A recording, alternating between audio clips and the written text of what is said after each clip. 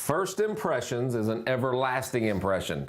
If you don't have a pen and paper, I got a saying that I stole from another mentor of mine, that a short pencil is better than a long memory. Get a pencil out and start writing, right? Because you need to be reminded of these things. First impression is an everlasting impression. So you're in the health club business, and you dialed it in down to the nth degree. So were you in really good shape in those days? I was in great shape. Excellent shape, right? Yeah. So when you show up, somebody goes, now that's somebody that I want to emulate. That's somebody, I want to be in part of this health club, because if I get to looking like that, I'm going to sign up for this health club. First thing they see.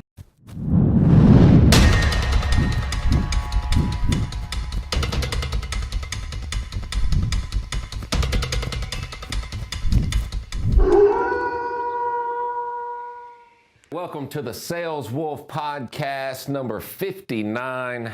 I'm your host, Joseph Caldwell, and I have a very special guest today, Dave Walton. And today, we are your sales wolves. He did it. I got him to howl. All right. But today's a special day. But the reason we do this podcast, the Sales Wolf Podcast, is because a couple reasons. One, man, sales is a lonely gig, right? And people that are in sales need a constant reminder of tactical and strategic things that they can do on a daily basis, implement to get better results. And so a lot of the things that we talk about are those things. The other reason we do this is to provide appreciation for a sales career. We believe that everybody's in sales. It doesn't matter whether you're a minister or it doesn't matter whether you're a stay-at-home mom. You have got to sell, number one, yourself to get up and do something, and number two, you're constantly selling other people. You know, I tried to get my kids to eat asparagus the other day. I did not sell them, they sold me. So you see what I'm saying? This is our lot in life. We try to get better and better at our interpersonal skills and dealing with people, and so that's why we do this podcast. And man, I want to welcome you. Thank you. You've been an enormous part of my life for the better part of probably. Wow. I bet you it's been 15 years, maybe 12 years. Hard to believe. About 12 years or so. Yeah, I was young then. You were young? Yeah, you're turning, what are you turning? 71. Man, you don't look a day over 75. Thank you. Some days I feel it. Yeah, no. You look good, man. But Dave has been a mentor of mine. He's somebody that I've always looked up to. I've always respected. He's done really well in business, and he's also done really well in the ministry. So contrary to my normal podcast, I probably will tone down my language a little bit in honor of the man. But he's been there and walked through portions of my life that nobody has wanted to walk through. So it's been good, man. But welcome to the podcast. Yeah, man. You're an old school sales guy, right? Yeah, an old school sales guy. Matter of fact, my starting out in sales was actually in the health club business. Yep. And of course, you know, being an ex-athlete back in those days, and then having the opportunity to really birth a club in Spartanburg, which is called Regency Health Spa. I learned some valuable things though while I was in the health club business, and it was a fresh start because I really didn't know a whole lot about sales, but I learned very quickly that first impressions is an everlasting impression. That was one of the major things that I learned. And this greeting and meeting for the first time when they would call an individual. In other words, somebody would come into the club and they want to be taken on a tour to see whether they may want to become a member of your club or not. Right. And so they would call you. I'm telling you, when you arrive on the scene, we took every intricate part. How did you smell? How did your breath smell? How did you look? How groomed? Everything to the nth degree, because you're meeting an individual, and you want to be the part, and you're going to take them around the conditioning floor, and you got to show real interest in this individual. All right, so you just said a whole bunch of stuff that people may not have caught, right? So first impressions is an everlasting impression. If you don't have a pen and paper, I got a saying that I stole from another mentor of mine, that a short pencil is better than a long memory. Get a pencil out and start writing, right? Because you need to be reminded of these things. First impression is an everlasting impression. So you're in the health club business, and you dialed it in down to the nth degree. So were you in really good shape in those days? I was in great shape. Excellent shape, right? So when you show up, somebody goes, now that's somebody that I want to emulate. That's somebody, I want to be a part of this health club, because if I get to looking like that, I'm going to sign up for this health club. First thing they see. I think it's important. First thing they smell. You're groomed. Your breath doesn't stink. Yeah, I mean, this is tactical stuff, right? Like if you're out there in sales and you're talking to a prospect and they can't damn breathe because your breath smells so bad. Uh-oh. I didn't brush my teeth this morning because I wanted to give Dave a different impression. He sells wolves. This is where we just come from. I got some wolf breath. Yeah, man. But man, you just said a bunch of stuff about first impressions. How did you greet them? Oh man, as soon as I came, first thing I've got is a smile. Yeah. Don't ever forget that. You know what I'm saying? I mean, if I come to greet, hey, Joseph, hope you're, I mean, good, not alive. That's a turn off right to go. But there's energy. That reminds me of pastors.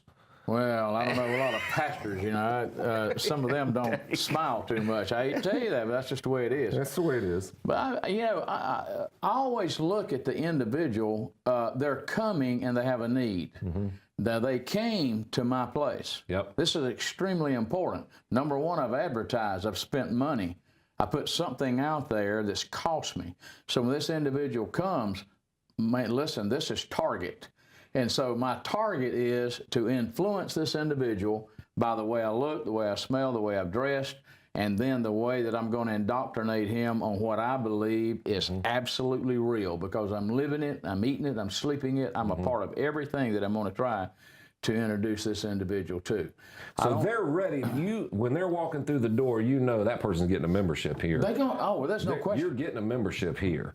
And that's the health club business. What did I say in Glengarry Glen Ross is an old school movie with Alec Baldwin, and he said, he's in a sales training, and he said, a man don't come on the lot lest he's willing to buy. I know he is. That's what it is. How you have to see it. Like, there's my next sale. Boom. It is. It's the next sale, and that's what we did. Why? Because I know that the guy has a need, and this need's extremely important. Matter of fact, most guys, somewhere along the line, they were energetic at one time, and maybe they had the look, or they were really sincere about wanting to have this fresh look, and the way they're built, the way they carry themselves, and somewhere along the line, let's be honest, they get married, the time element changes. Children come along. A lot of things change. A lot of factors are in there. And I realized that when they would come in. But the first thing I would tell them, I'd shake their hand and say, man, I want to tell you something. I've got something here you're going to be interested in. You're going to receive change like you can never believe. And I am going to be the one that takes you through the process to make sure that you get it. So now the guy's melting into me. He's going to look to me for the direction. And man, I took him around. I didn't just take them around, and I had charts. I kept a chart on everybody. I know their weight. I know their measurements. I know everything about them. Yep. And I studied it. Once they became a member, I studied it, and I know when they're coming in, and I've got it. And I've got the chart, and I'm constantly... See, guys have to be somewhat uplifted. In other words, I would say, hey, Joseph, look at this, man. We started out at 185. Today you weighed in at 182. Man, that's awesome, son. Yes, sir. Now, we're gaining momentum here. Hold on just a minute. Let me throw that tape around that way. Whoa, you're an inch and a half down, son. Come on. Yeah. You're doing what we're telling you to do. So that uplifting, that encouragement, and then we finished the routine and all. I'm expecting you back. We did it on Tuesday, Thursdays, and Saturdays. I expect you back on the next visit. What time are you coming? And I try to document it. See, what you just talked about is past the sale. You made the sale, and then you freaking delivered. You got to deliver. The delivery is key, because that's what gets the momentum going and everybody else wanting to be a part of it, because they see the change happening. They see you delivering the goods you promised to deliver. We delivered, man. Yes. I'm telling you, we delivered. You can tell he delivered by the look on his face. Yeah, we delivered. And I know. Now, look, I'm gonna switch a little bit, and I want you to watch this now.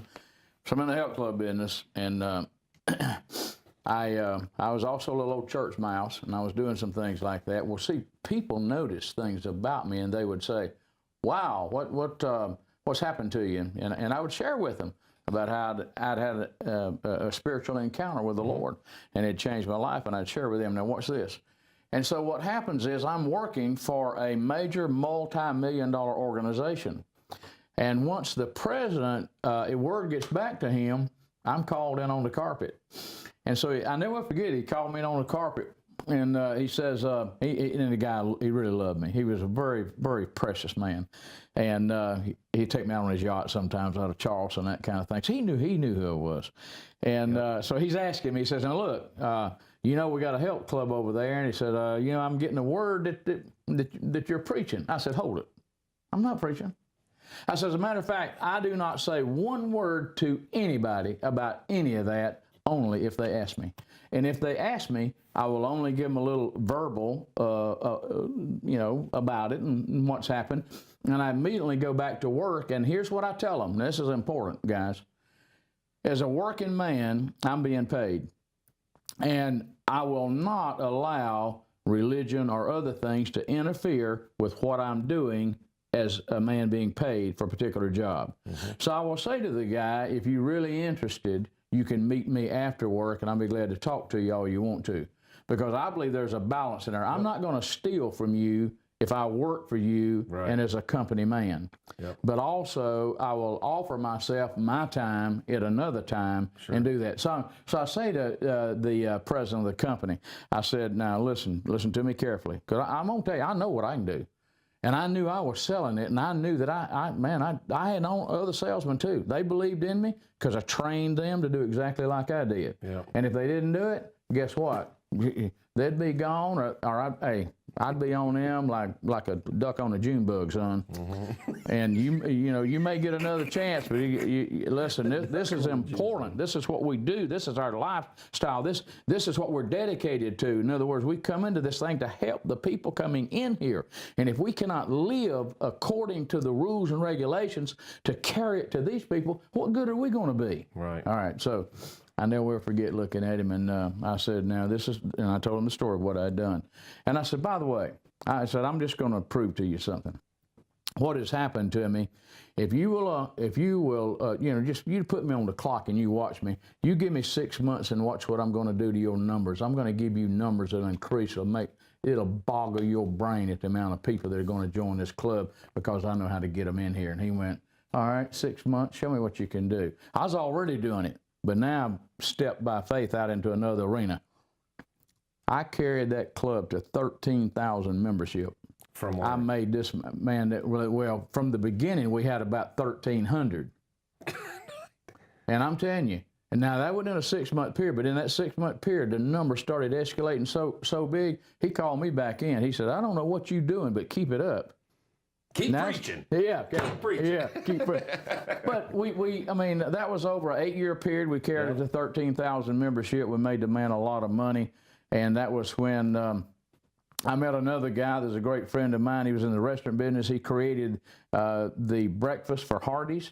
He and I began to talk and negotiate, and I said, what are we doing? Because in me, there are dreams that go beyond my wildest, my thinking. I can't stay stagnant. In other words, I'm always thinking, how can I go beyond who I am? How do you build something that long after you're dead, this thing continues to blossom, grow, expand, and perpetuate into something that's far beyond who you ever dreamed that you was? And so that fire was ignited in me even then. And so here we go to the restaurant business, and this guy, and we put 18 restaurants together. And I think that entrepreneurial spirit that was so alive, like back when this country was formed, about 97% of people owned their own business. 97%. And now the tides have flipped the other way. So 97% work for, but I think because it swings, the pendulum swings over time. And I think the spirit you're talking about right now is coming back alive. I think it is. Like there's a lot more people that are thinking, man, I can do something beyond. Even when they're working for another company, they're going, well, what if we do this with the company? What if we do that with the company? Right. That entrepreneurial spirit is being reborn, I think. I'm seeing it everywhere and in everybody. It's fascinating. I feel it. Yep. You know what I'm saying? It's a fire. It's a burning thing that is within an individual. Even though I'm knocking on 71, the dream is still alive. But what it's done, it's refocused itself. And what it's done now from the restaurant business of 18 and then, of course, moving into the ministry, I have the same kind of a dream and thought, and it constantly is in front of me. And it says this to me, you're 70, you're almost 70, when you reach the end, and this is it, and you look back, what are the things that have been accomplished in your life that are so beyond the outreach of who you are, that even if you do die, what have you done? And I look back and I say, hey, because of guys like you who have felt my spirit and understand what I'm all about, and y'all have invested, within me and the ministry. So we're like 13 churches that we built in foreign countries. Sure. We're working on some now in Cuba, and so with this thing here, it's like we come even to the end of our life, man, and I am pumped about it to realize that people's lives are going to be so changed long after that I'm gone. And let me give you an example.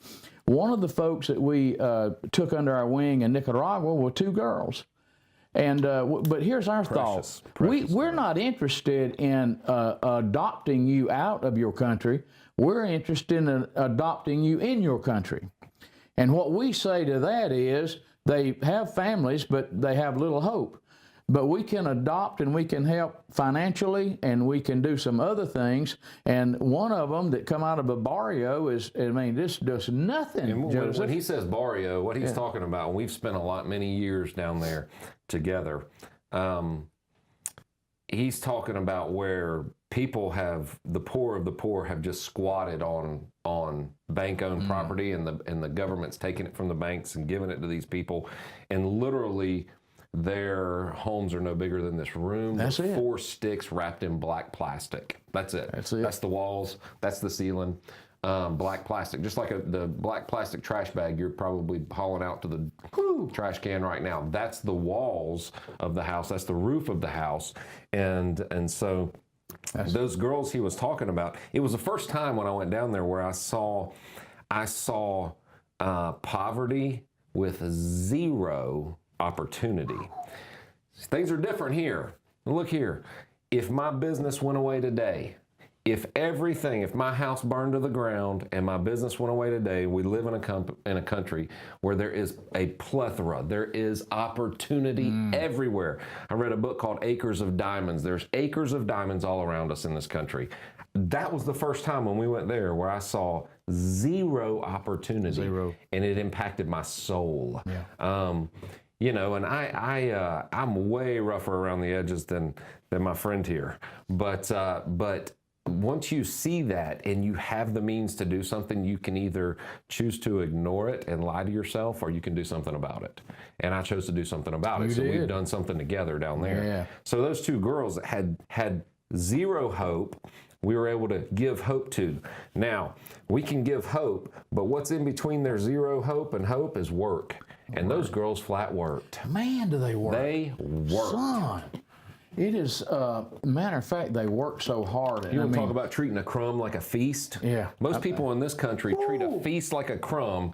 When we did that there, they saw the crumbs and they treated it like a feast. And now, tell them about their life now. Like, one of them's going to be a dentist or something? Well, we got one that's in pre-med. She's going to be a doctor. Doctor, yep. Yeah, and, the thing that moved me most was I've talked with her and I say, what's your goal? Because I always want to know what your thought pattern is. So let me hear what's going on in your life. And immediately out of her mouth said, once I complete my doctorate and all and my degrees and get this, because I've got some doctor friends who will come back into this neighborhood right here, and we're going to set up 2 days a week, and we're going to help with the doctor needs of this community at no charge. Come on now. Now, see, that's the way that you do it. You put back in. I've often said that no matter, whether you have little, whether you have much, put something back in on whatever you've got to try to help others. To me, it's a key to really having success. That's right. You can be successful and have a whole lot of stuff, but you want more success, you get involved in other people's lives. Yep. And that's just happiness what we do. too. It's the return is exponential. Yeah, it is. It's exponential. Well, I just came from the prison house of suffering because you're part of that too. it was real interesting because I'd gone up to the By part of that, he means that I help out with the stuff, Yeah, I mean, not that I actually am in prison. Or why you say that? I've spent very little time in prison. I may be the only one in this room. I'm sorry. Like I told somebody the other day, I have never been convicted. This is interesting. Doesn't mean I haven't been charged. I've written my first book and passed the goal line back, going back and talking about sports and what I went through there. But so I was interested in a book signing. I said, well, maybe I ought to go to some, highfalutin nice place, and I could sit down and people would line up and I'd sign the book and hand it to them. Well, that's a zero. Nobody wants me to sign any book. So I'm on my way up here to the prison house of suffering, and the first thing that's happening says, "You got any books?" I said, "Well, I got a carload of them." A carload. He said, "Well, all I need is 100," and I said, "You got them." And I said, "What do we do with them?" He said, "You bring them in here." And then after we finished ministering to them and all, I'm gonna set it on on the outside the prison. We're outside of the actual prison. We're still in the gates. Yeah. And I sat down at a little table like this, and I'm telling you, they lined up. And I would sign it, and man, you won't believe some of those guys when they would step up as to what they would say. But I'll tell you something. I might be signing, and it's my thought process and things that I've been through, trials, failures, difficulties, and then things these were the things that springboarded me into having the success and all that I have now, even in ministry. But I'm going to tell you something, as I'm doing this, the whole time I'm doing it, I'm thinking about the people who helped me. See, because I can't be there unless somebody helps me. And you guys help me. And I thought about that the whole time I was doing it. And my whole encouragement to these guys that are in there, look, they've made mistakes. And I, like you, I just didn't get caught with a bunch of crazy stuff I did, or I could well been. Now, listen, I'll be honest with you. I know about jail. I've spent some time in jail. Yeah. Let me go ahead and just tell you. You say, the preacher, what? Yep, that's right. Drunk as a skunk. Yeah. And just throwing up all over myself, throw me in the drunk tank. I never forget being in there. That'll change you. I can tell you this. I do not recall ever being in the drunk tank. I don't recall. Yeah, I don't recall. Well, I do recall. I'm telling you right now, boy, I tell you. So anyway, it shows you that we all face issues and face things, and when we're young, we do stupid and crazy things. Sometimes even when we're old, we do stupid and crazy things. But what I'm trying to say to people now, even in the prison, one of my key issues to the guys in prison is this.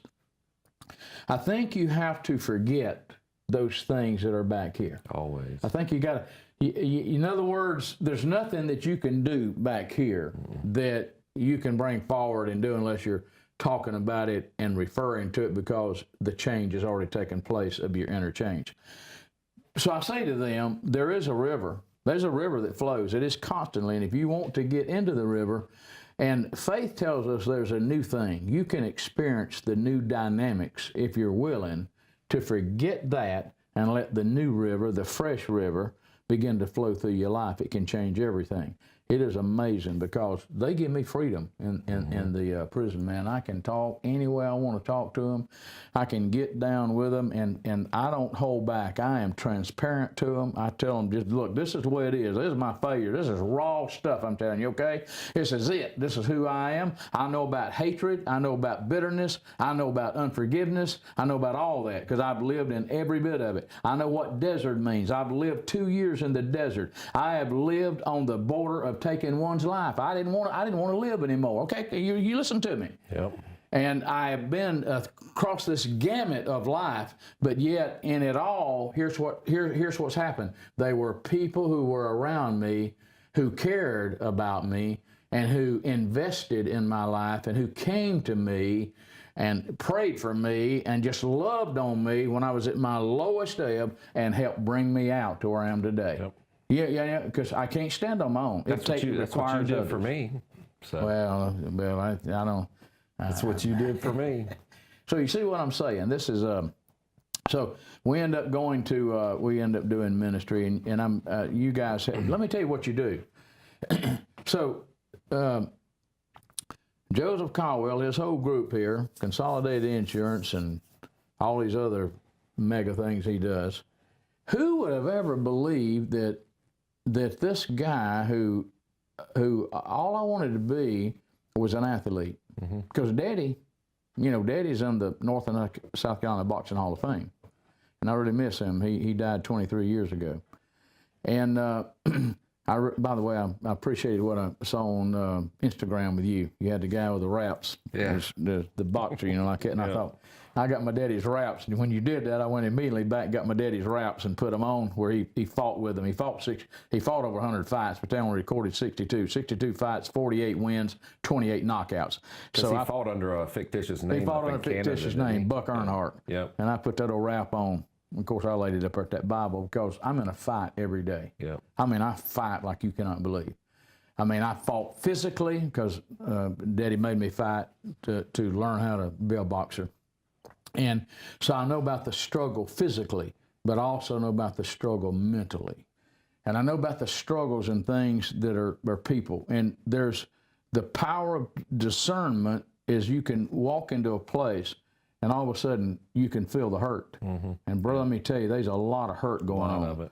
And so my thing is, can't help the hurt, but I can love on you. Yep. And I can encourage you. And I'm not gonna throw no stones. No. Well, I tell you, I'm getting in an area now Yeah, you can't throw no stones. I can't throw no stones. I'm gonna tell you why. Because I used to throw them, and you cannot throw stones, Joseph, without it hurting you. You can't do it, man. Yeah. You can't do it. I threw stones, and I am so sorry. And I've had an interchange on all of it. What I found, I can tell you, I've never felt judged by you, and I've told you some outlandish things I've done. I found that love was the greatest. That's what I found. I don't care where you're coming from, who you are, what you practice, anything. I'm going to love on you. Yep. And I can't change you. It's an impossibility for me to change anybody, but I can love on you, and the one who does love can probably change you. So I'll wait on that. That's just the way it is. So anyway, I can go on and on about these things, but Joseph, from prison, what we do there, what we do in feeding centers, we're up to about 7,000 people a month being helped with food. These are people who had work, jobs that shut down. They live in places where there's just, the economy is horrible. Yeah. They're limited on the skills that they have and what they could do. And they come for help. Yep. And you know what? I just go in there and love them. Yep. Man, I get them little old kids up, snotty-nosed kids, and just hug on them and just love on them. Because I was once a snotty-nosed kid myself. Sure. And somebody came and helped me begin to see life in a different way and brought hope to this kid who seemingly didn't have any hope. And so we minister that way into the prisons. And then, because of my athletic background, I get to go and speak in schools. That's fun for you, isn't it? This is unbelievable at my age that they would allow me to do that. But I've been recently in 4 state championship football teams. That's awesome. And they invite me into the weight room. And I like this. And these guys, man, they are. God, these are kids, but they like men's men. Yeah. And I never forget this last place that I went into.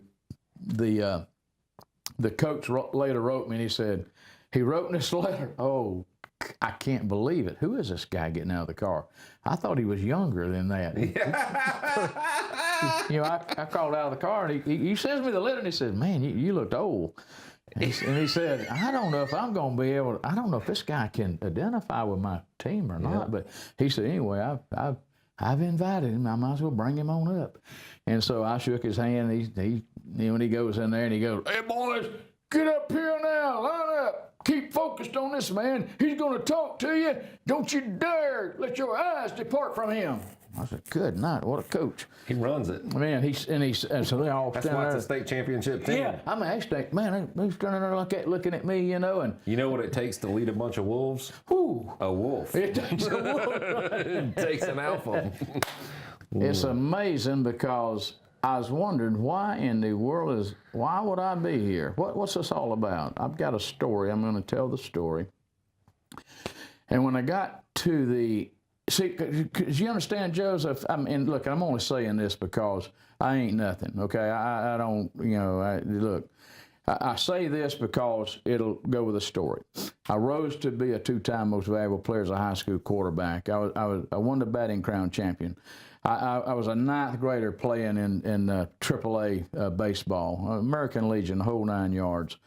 And but when I made wrong decisions, I made wrong choices that led me down a road that I had no business going on, because my focus came totally off what the championship looks like. Those wrong choices that people make, that I've made, they'll take you down that road where you never wanted to go, and they'll keep you there longer than you ever wanted to stay. They did it with me.